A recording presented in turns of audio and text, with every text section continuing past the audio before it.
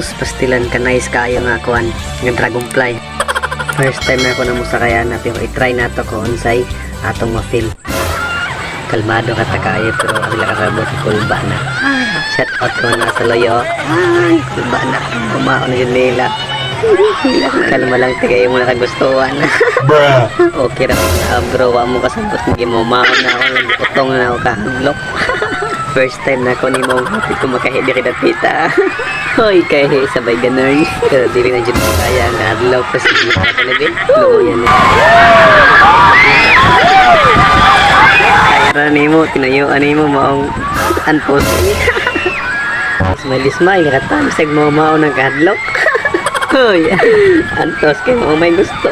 First time pero sige ra, kagahan ko. Minsan mo tilapad ang ilong mo. Shout out kay ate nga singis eh. Giundang na sa driver kay dagka nag-Thursday. Shout out ko sa nakasakay na ane. Paki-comment sa ubos kung unsay na feel ninyo kung nasakay man. Diba nice kayo?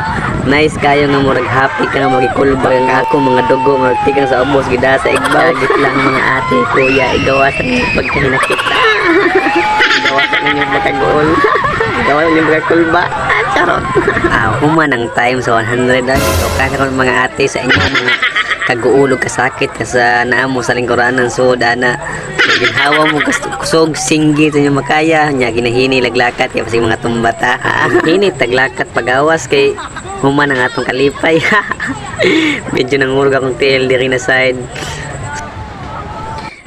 diri na sadda magpusil-pusil na sadda diri. So shout out dahil ko sa mga taga Tacloban sa labi na sa diaka kung din sa naa sa teriyahan diri sa magsaysay. So shout out ko ninyo. Don't forget follow sa page o subscribe sa YT channel Bisaya Vlog TV. Buwaray ko para makasabot mo.